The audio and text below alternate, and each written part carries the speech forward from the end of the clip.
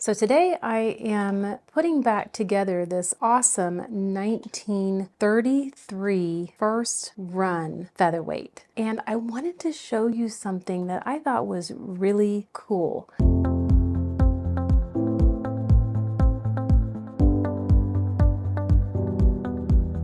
There are a few differences on the earlier featherweights, like the school bell bobbin winder, the tension dial that isn't numbered, but on some of the really early ones, the first run, the hook assembly was different, and I want to show you that.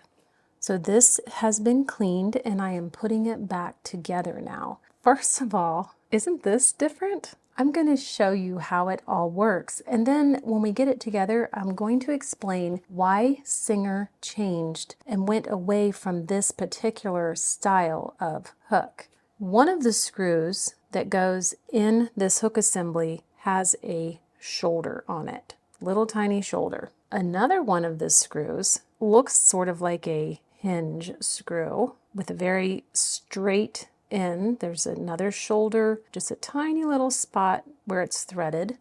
So the first step is to put this jib arm back on. So I'm going to kind of line it up the best that I can, and then when I feel like I've got it in a good position for starting this tiny screw, I'm going to use my screw starter to help me out because they are so dinky.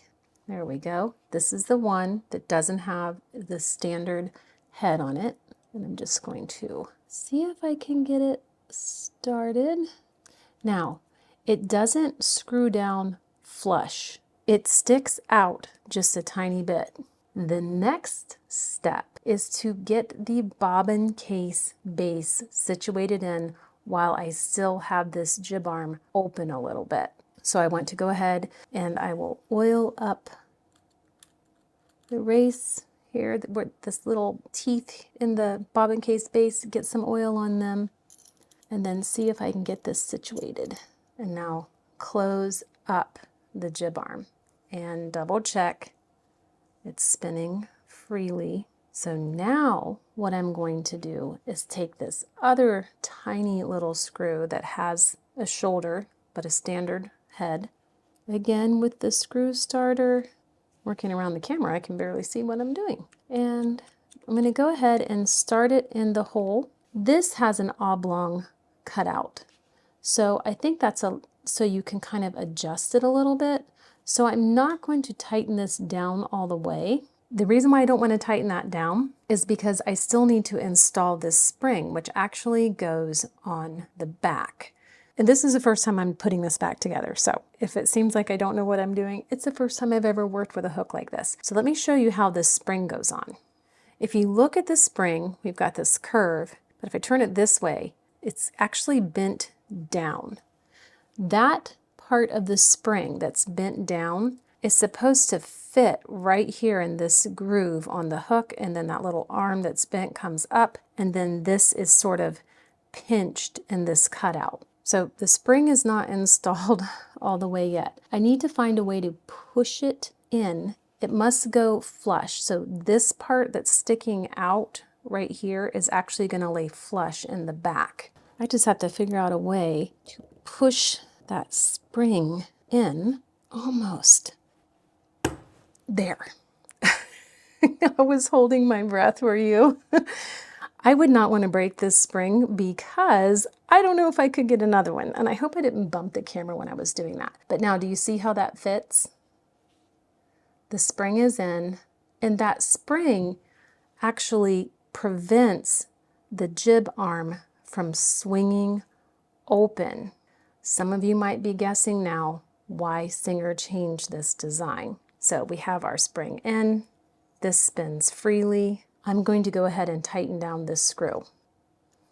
Okay, double check. Still spins freely. Very nice. I can go ahead and put the thread guard on the back. Tighten down the thread guard. Very good. These two screws are what's going to secure the hook assembly onto the shaft. So, looking at this,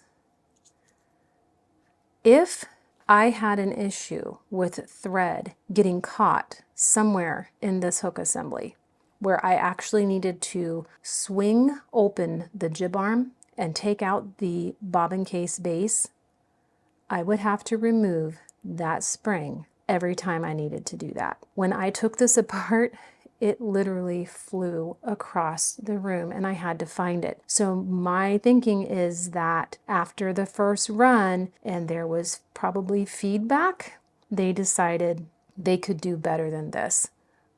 It works just as well. The problem is for the user, the home sewist, they were going to have to deal with this spring. So be glad that they changed it. Still pretty cool though. The very original hook assembly for the first run Singer Featherweights. Thought you guys might like to see. I'm going to get back to work on this lovely first run featherweight. It's gorgeous. I can't wait to get it finished and back to my customer. See you guys again really soon. Bye.